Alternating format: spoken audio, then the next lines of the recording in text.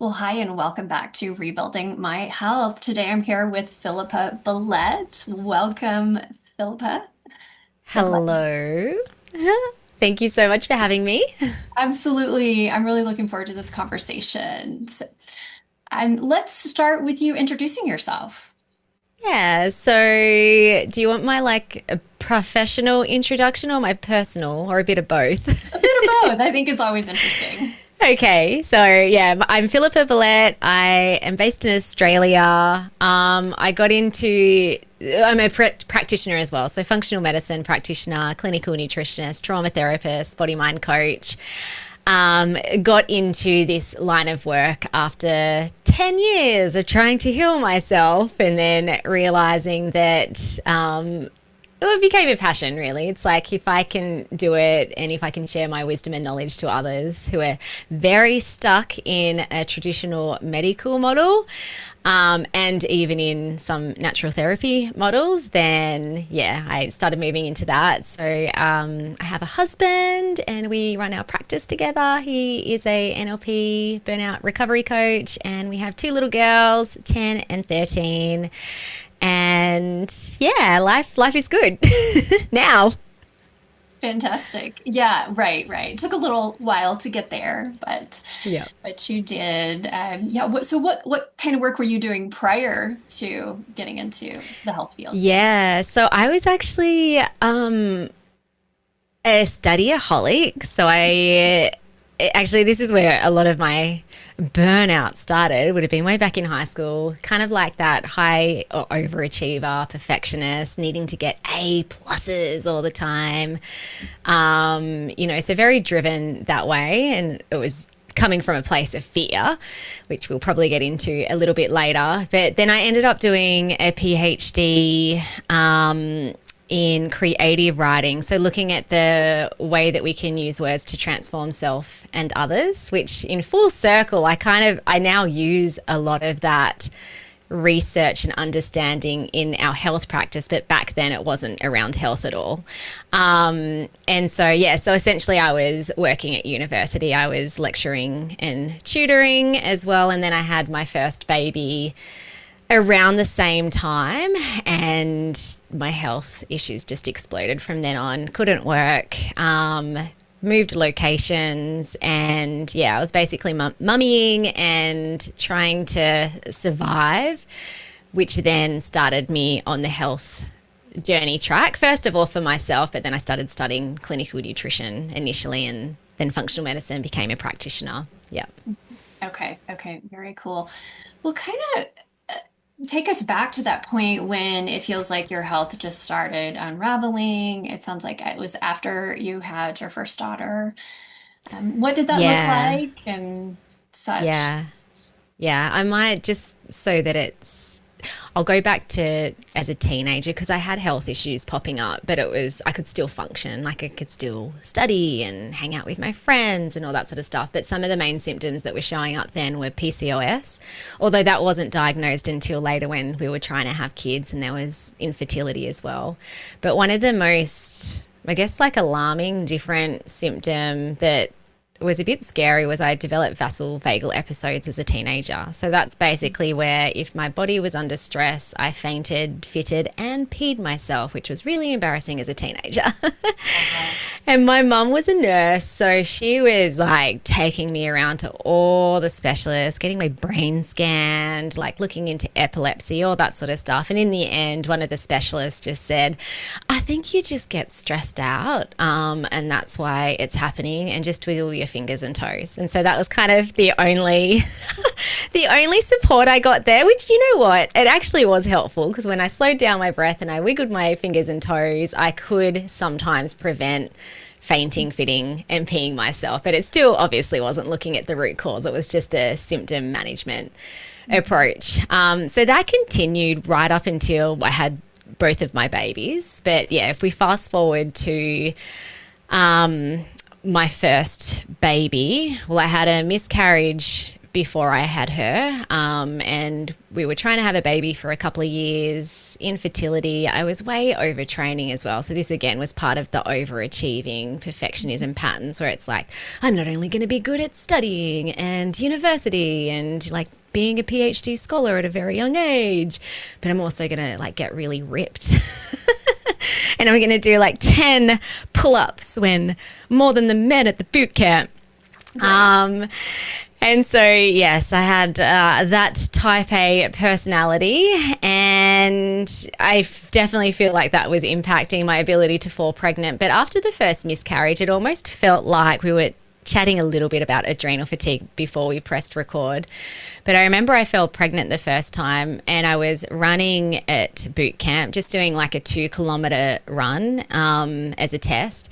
Usually that felt very easy and light and free, but this time it felt like my body was lead. It was almost like I just struggled to take one step after another.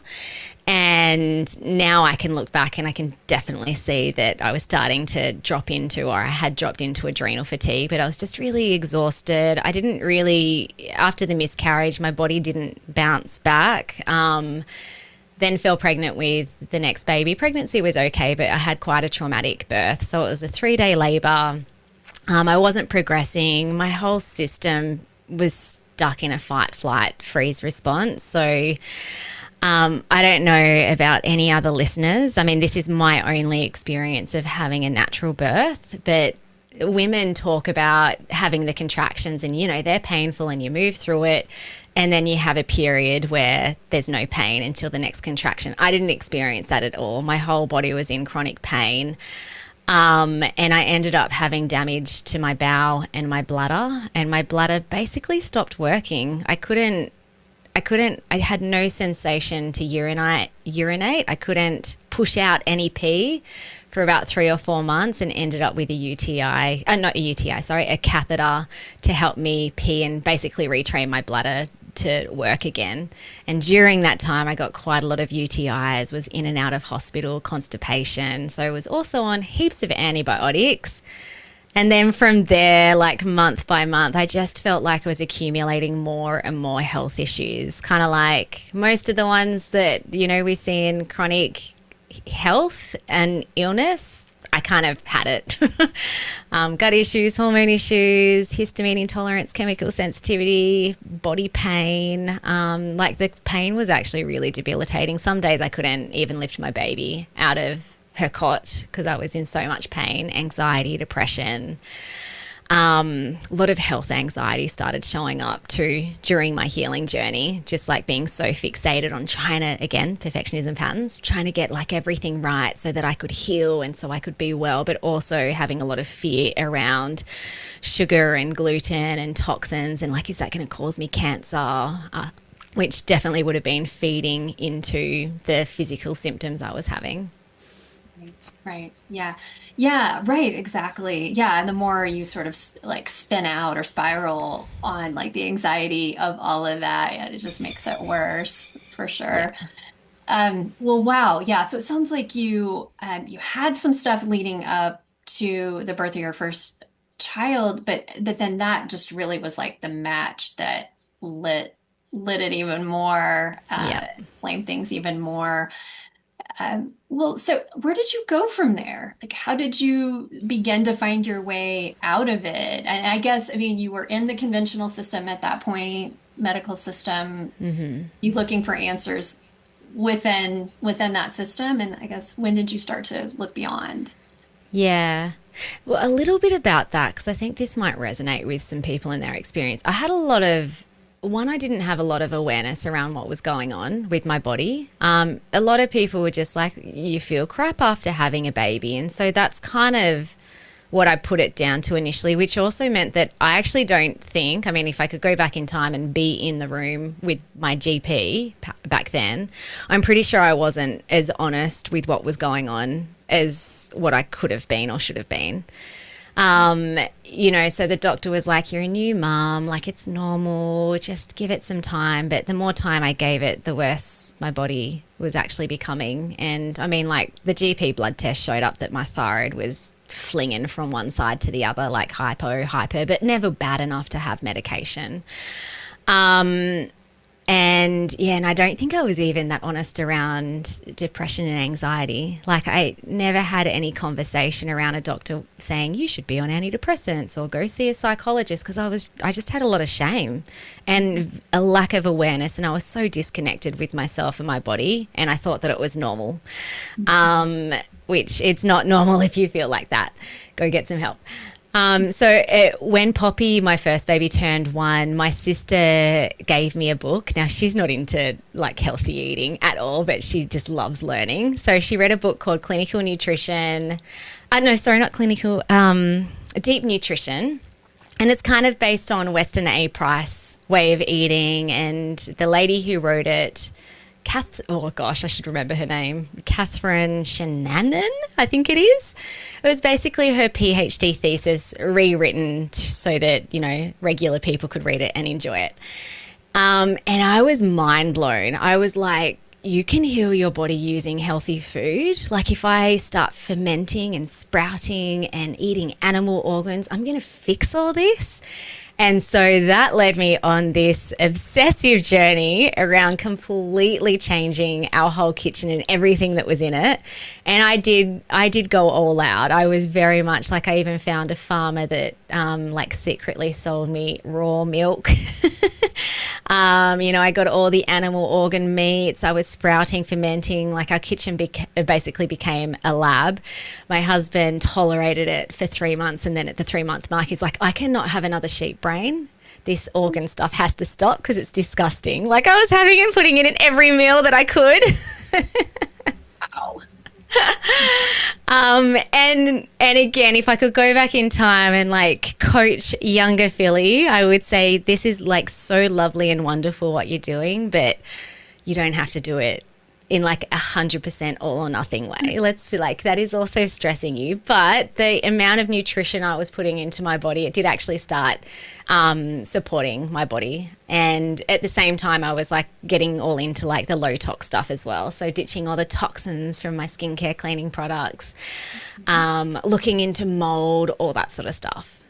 And so, like a year later, I was starting to feel better. And then I'm like, let's have another baby.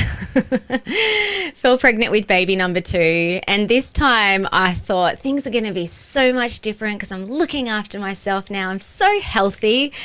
And because I still had a lot of trauma from the past birth that I had never addressed, I freaked out like leading up to the birth. And I'm like, I need a cesarean. I can't do this again. So I opted for a cesarean. Which was probably like one of the best decisions because the pregnancy recovery was actually really good. But because it was so good, 2 weeks after I had Elsie, our second baby, I started like just getting back into work again. It's like, okay, like now I have to pick up my studies again. And like I was starting to kind of build up my own business on the side as well in the health industry.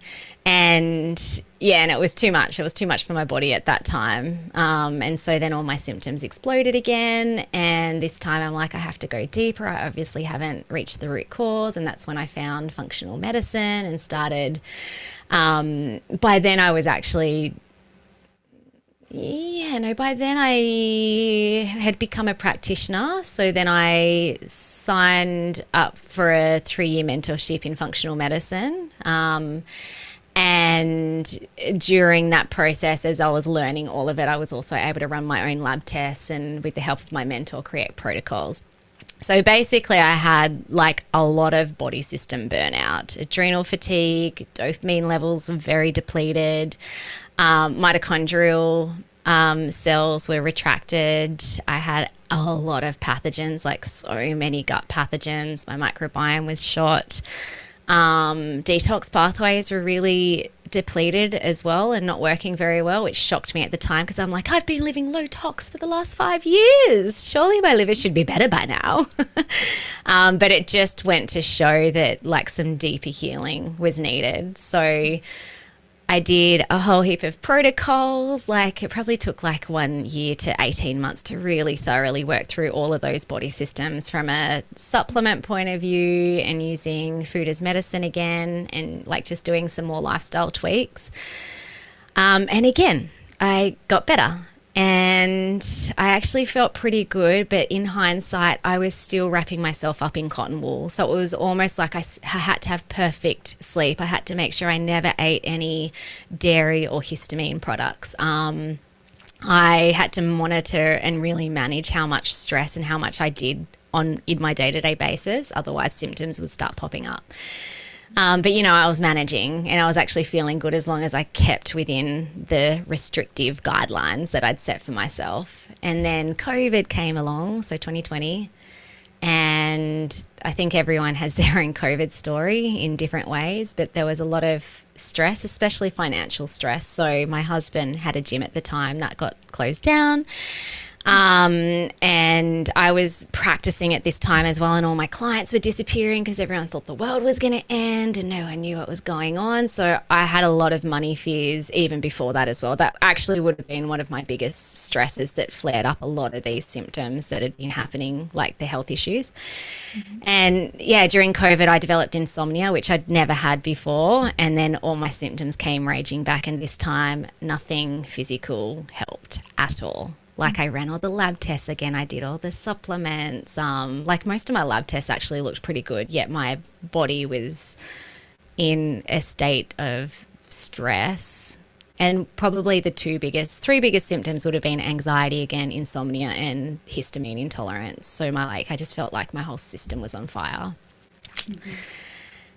And then that dove me into more like deeper metaphysical healing at more of an unconscious level, which just changed everything. And at the deepest root of all of that was, like this hidden unconscious belief that I was weak and incapable, which was causing my perfectionism, overdoing, high achieving patterns, because it was kind of like I had to try harder, like 110% to be able to perform and achieve so that no one would figure out that I was weak and incapable. I tricked myself as well. Like I was always like, look at all the awards I've won and I've done a PhD and I run a business and I have children. Like I'm so strong. Yet unconsciously, that was just running the show, and it was also bleeding over into what I thought about my body. So my body's weak, it's incapable, I have to manage it, I have to not bandit it, I have to wrap it up in cotton wool, I have to be really restrictive in how I lived in order for me to be symptom free. But it all came exploding during COVID time. Yeah. Yeah, that's so interesting and yeah, and something I notice across the stories I've done is like yeah, people will and I think you've said this, people will try to kind of out protocol stress or trauma or those types of things and you might get some progress, but it feels like there's a plateau or a setback or yes, recurrence because you really aren't, yeah, if your body's stressed, it just can't heal or it can't stay Yeah, healed. yeah, exactly. So it's either causing the body systems to burn out and the symptoms to erupt, or it's blocking, like literally blocking your ability to heal. Mhm. Because if there's still a lot of fear, scarcity, unkindness to self, stuck in the unconscious mind, nervous system, brain neural pathways, then it's impossible. Like it's impossible to be able to thrive in that condition. Have you heard of Bruce Lipton? He's written a lot of books. I haven't like read much of his stuff, but yeah, Yeah. definitely familiar with him. Yeah, so in the 1970s, he discovered that cells have a little switch button. So that's our cells are either in thrive or survive mode. And it's not kind of like half. It's either in survive or thrive. So people who are showing up with dysfunction in the body, their cells are going to be in survive mode.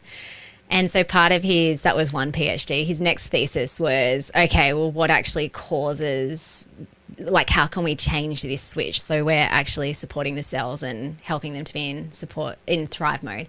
And it's all the things that we know in the health space in terms of like healthy eating and good sleep and like healthy relationships. But the biggest thing was our beliefs about ourselves is the biggest thing that will dictate whether those cells are in thrive or survive. So you could do all the lovely healthy things for yourself. You could even take yourself out on dates, and get massages every day. But if these deep unconscious core beliefs aren't identified and reprogrammed, then your cells are in survive mode, That's which is fascinating. I'm so gonna have to look. interesting. I'm gonna have to look that up. Here, Yeah. Dr. Philly sharing sharing his knowledge with us. Like that is super super interesting because I know, yeah, you're a big researcher, and yeah, that's pretty fascinating to know. And I think, yeah, just sort of most people are not thinking in that way, that you approach like a body breakdown with more um almost like a mental emotional approach, Yeah. basically. Yeah. Yeah. Or like you said, the subconscious beliefs. Yeah. So how did you start to reprogram that for yourself? Yeah. So I knew I couldn't do it on my own. So I ended up, well, the thing that actually started me to look down that track was one, my husband had a 3-year journey of, he has his own body burnout experience as well, different to mine in terms of how it showed up and why it was there. But he'd already kind of, before COVID, went on this transformational journey to heal his inner landscape. And I saw that he was changing. During that, I'm like, I'm not a person that needs any support with my mind, because give me a 6-month sugar-free protocol and I can do it. I thought in my head that, like, oh, the only people that need to do that type of like inner work are the people who struggle to implement things. Oh my gosh, how naive was I back then? And I'd had that as like a little piece of evidence, and Chris always, like, along the journey, he's like, you might actually benefit in doing this and looking into that. But he was never pushy. He kind of just offered it on a plate, and then, it disappeared when I said no. And then when all my health issues came back in 2020, actually it was a year later, so 2021. So I was still struggling with all this, trying to, like, just getting so frustrated that I'm like, I have all the answers, like I know all the tools, why are they not working? And there was a book that I was reading by a coach that was also in a business program that I was in. And I was just like, I was really inspired by his business journey. And so I started looking into some of his work. And in one of his book, it talked about health being the default. I'll see if I can remember this word from word. So health is the default. Your body craves health. Health is where you end up when you can take the handbrake off and allow yourself to thrive. What keeps the handbrake on, which causes disease, is the deepest fear. It didn't specifically say you have about yourself, but that's basically, I butchered that quote. But anyway, something touched me when I read that, and I just burst out crying. I didn't know why. I'm just like, what is this fear? Like, do I have it? Well, obviously my body is having an emotional response to this. So I listened to it and I started looking into it, and then I ended up being coached by him as well. And so that's where I was able to identify what the deepest root cause belief was for myself, like a deep insecurity that was basically, like, I liken it to an internal tiger chasing you 24/7. Doesn't even go to sleep when you're asleep. In fact, the unconscious mind is the most active when we're asleep, and we should be getting deep rest and recovery, which made a lot of sense that I was experiencing insomnia. And so when I identified that, in terms of reprogramming it, well, one, I needed to go back to rescue the younger version of me. So the crazy thing is, and this is the reason why I didn't feel like I needed to look at like deeper inner work, was because I actually had a really lovely childhood. I felt very loved, very safe. But looking back, I was quite an anxious kid. I had low self-confidence. I was the middle child, so I kind of always felt like I was left out. So there were like little T traumas that before I understood this, I didn't realize how much it was affecting my body and literally stuck in my body.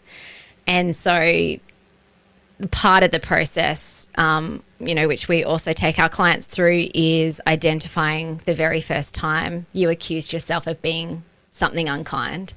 So for me, it all started when I was like 7 and I was standing on a stage and I had a little talk that I'd memorized because I thought that I could remember it. I knew that I could remember it, and I'm like, yeah, this is going to be great, and I'm going to say it without my piece of paper, and my mum and dad are going to be so proud of me.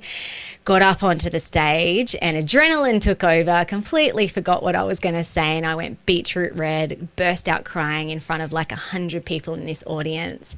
And then I had to sit on the stage while all the other little kids came up and did their talks perfectly. And so in that moment, it just shook my identity because I'm like, I thought I could do it, but obviously I can't. And now I'm so embarrassed. I'm actually humiliated. And why can all the other kids do it and not me? And so I started creating these beliefs around being weak and incapable, and over time just collecting more and more and more evidence as to why it was true. And so part of the work was going back to all those points in time, like the sticky memories, and essentially reimagining them, rewriting the story so that at the end of the day I had more evidence that it was not true, which started unlocking a lot of those distressing events. I mean, there's a whole heap of other modalities that I did in order to be able to do that. But yeah, it was daily stuff as well. So I don't love the word affirmations because I think that it gets thrown around and a lot of people aren't doing them in a way that actually work. So I didn't just look in the mirror every day and just say, you are strong and capable, you are good enough. But I literally got to a point where I was using affirmations and self talk in a way that at the end of my reprogramming session, I was either crying or getting goosebumps or having some sort of visceral or emotional change where I knew it was going beyond just the conscious mind and making change in the unconscious. Mhm. Visualization was a big piece of that in terms of like how I wanted to show up that day. And all of this was also combined with symptom improvement as well. So, how can I change beliefs about myself and my body so I can eat dairy again, and be able to eat histamine foods? And a lot of it was changing things in my life too that were out of alignment. So it wasn't just like I just had to do daily practices. It was literally like transforming everything in my life so that it was in alignment with who I wanted to be and how I wanted to live my life that reflected the new beliefs that I had about myself. Wow. It's powerful. Yeah, I mean, and yeah, on the affirmations thing, I guess, I mean, were you kind of going, what were examples? Were you like kind of showing yourself examples of this is a Mm. time when I was strong, or like how did you sort of go Yeah. So beyond I the affirmations? Yeah. So, I mean, like my daily affirmations were present based. So, I choose to know that I am strong and capable, and I threaded it through all the areas I wanted to see change in. Mhm. So, in my parenting, in my marriage, in my health, in the way that my body's functioning, in my business, in our finances, because money was a big one. So I had to really like do a lot of rewiring around my relationship with money as well. I think the thing that took it to the next level was leaning into the fear of what if I had none of that? Can I Mm. still hold space for myself and still know that I am enough and wonderful and amazing and strong and capable and resourceful, even if I woke up tomorrow and my husband decided to divorce me, even if my kids grew up in 10 years' time and decided to disown me, Mm. even if I never signed up another client ever again, I'm Mm. still a fantastic practitioner. And that was really yucky and hard initially because my brain was just like, no, no, no, no, no, because all the external stuff, that's proof that you're good enough. Mm. Whereas I had to, because my whole neurology was based on what I could create or achieve, I Mm. had to like detach from all of that so that if the worst case scenario happened, it actually has very little to do with me. Mhm. I'm still a good person. Yeah, yeah, so, so important. And I imagine you see this with all or most of your clients that you work with, sort of some, yeah, All of them. all of them deeper Yep. beliefs that need to be adjusted, shifted. Yep. Yeah. Yep. Right, Yep. right. And it's the chronic, like from a specific health point of view, like if someone has an identity, which is essentially a belief, like an I am statement, that they're sick, like, and this is a lot of the case for a lot of our clients, like a theme is like, I'm the sick one. Mhm. Even going right back to childhood, I was the one that was always sick. I'm broken comes up a lot as well. Like, oh, maybe I'm just the broken one. Like these protocols, they seem to work for everyone else, but not me. And so we work with a lot of clients who have often worked with a lot of other practitioners, both medical and also in the natural therapies, before they come to us. And it makes all the difference when you can change those deeper beliefs at an identity level.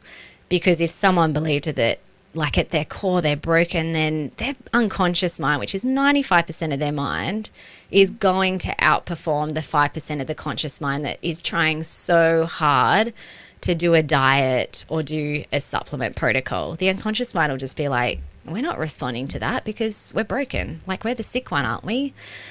We're weak, we're incapable. Sometimes it's around deserving, like deservingness or worthlessness, or I'm not lovable. And the I'm not lovable one's interesting because that often shows up in self sabotage patterns where it's like, I'm the person who has to rescue everyone else and people please and like make sure everyone else is happy so that they love me, yet I'm not loving myself. And so they're often the ones that struggle with actually implementing protocols, or especially if there's like stuff around deservingness or worthlessness. Right. Yeah, yeah, absolutely. I see that so much with mindset because I mean yeah, all the other things that you're going to do to support your health, like the mindset has to be there that, to support it all. You have to believe it's possible. Yeah. And you have to, I guess, yeah, not have those limiting beliefs. Absolutely. So Philly, like if you, and I know every client is different, but if you look across your clients, could you say like, oh, these are the five things that we typically see like or kind of foundational steps for Yeah. healing. Yeah. Um, so that like one of the first foundational beliefs is it's not body or mind. A lot of people are like, so I have this issue because they know, if they know what we do, I have Mhm. this issue, Philly. Do you think it's like coming from my mind or my body? Mhm. It's like, I think that is a rabbit hole question that won't get you the results that you want. So I'm always like at the belief that we can't dissect the different parts of us. They are all so intricately connected.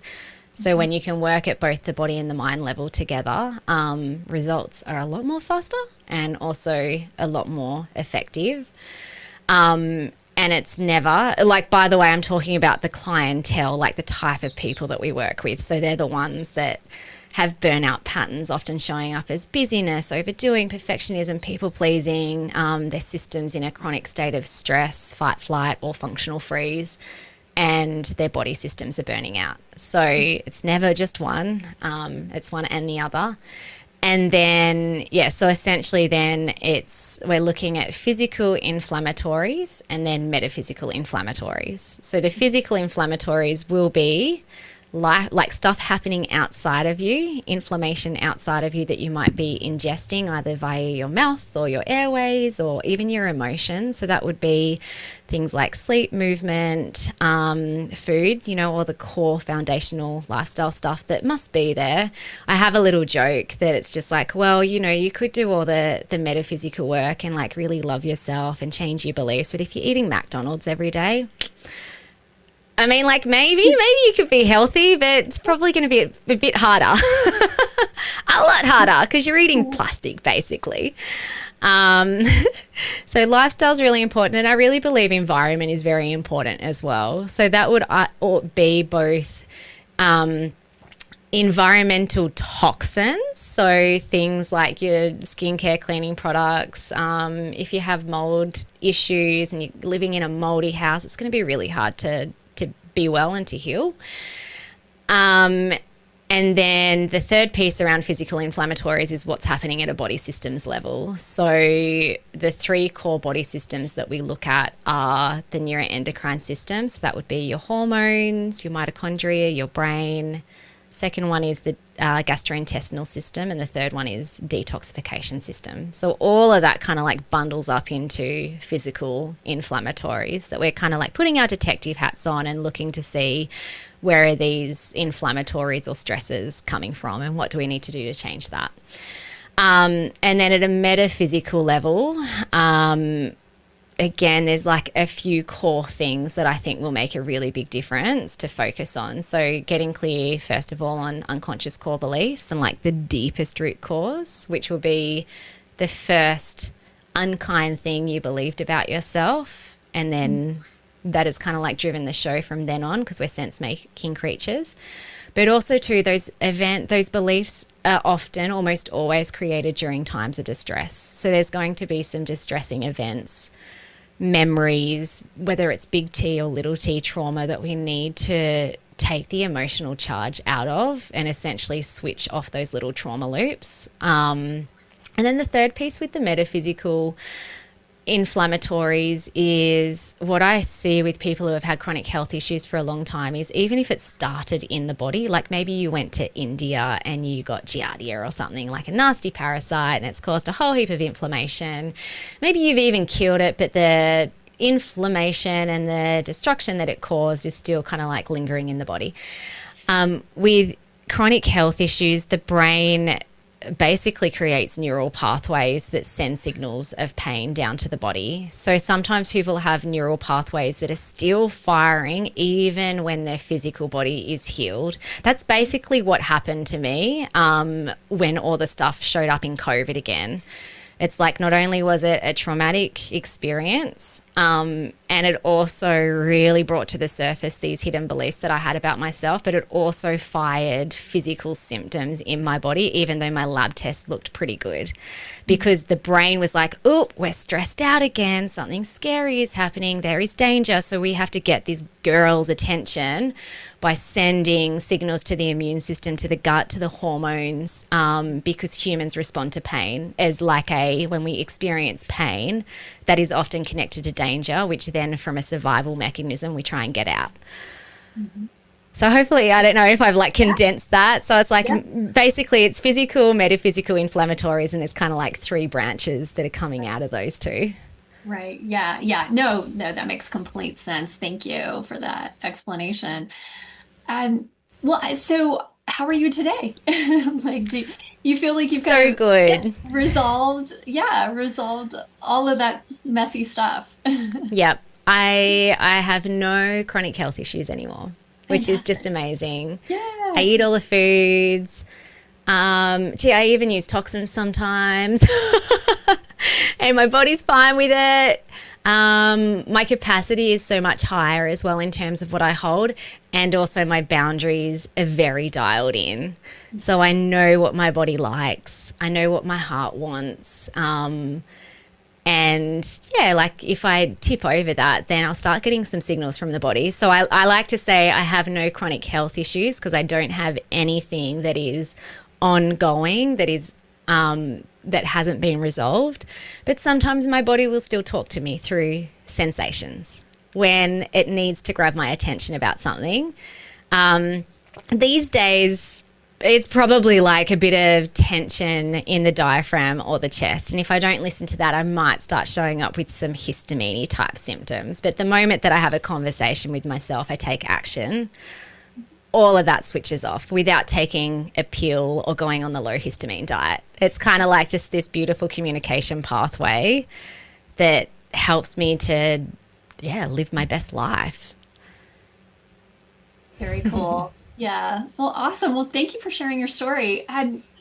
Maybe, uh, yeah, kind of a wrap up question. What's one thing that someone could do who might be experiencing similar symptoms or just feel like they have body burnout of some type? I really believe that 95% of what you need to heal is already inside of you. So maybe that 5% might be a guide, it might be a lab test, it might be some supplements, or, changing up something that you put into your body.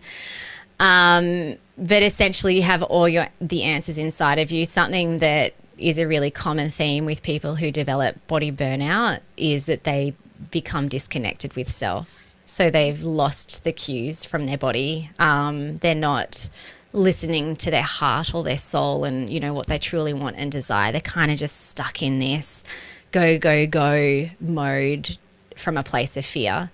So probably the best thing would be starting off with awareness, and even just a daily, very simple practice of trying to tune back into your body and what your body's trying to say to you. Then that might look like, if it's a nice sunny day, going out, taking your shoes off, lying down in the grass, hand on heart, hand on belly. And, if your body's speaking to you through sensations or even emotions or thought patterns, just ask what for. Like, what for? What do I need to do in terms of healing? Or even, what do I need? And sometimes it might be like, you need some more water. That's going to have a little cascade effect of like, and why am I not drinking water? Well, it's because you're too darn busy. And it's like, okay, well, what do I need in order to not be so busy? But just sort of like, because I also find people who are in body burnout often in a state of overwhelm. So sometimes it can feel really hard to take action. Unless you're running very high perfectionism, all or nothing patterns, and you're very good at that. And that's actually where I would encourage you to do less. Go slower, maybe be a bit messy.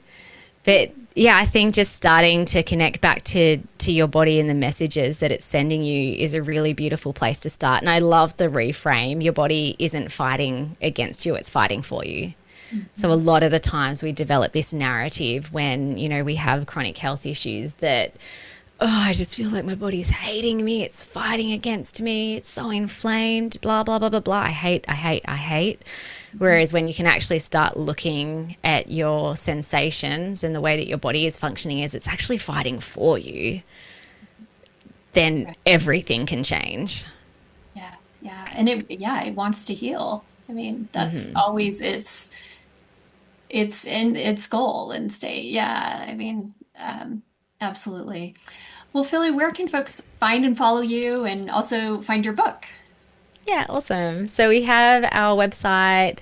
You might want to put the spelling in the show notes because Okay. people could get all sorts of spelling. So www.chrisandphilly.fm, FM for functional medicine. So that's probably like the best place to jump onto. It's connected to all the other bits and pieces, like our Instagram profile, our Facebook page.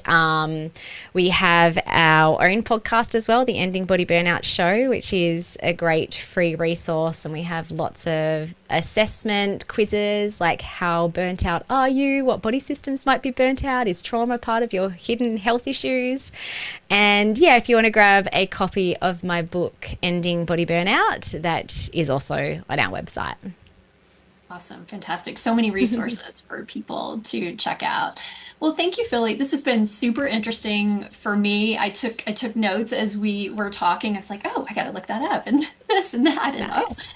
remember this. So I'm sure other listeners will as well take a lot away from it. So thank you so much for being here. Awesome. Thank you. Thank you so much for all your amazing work as well.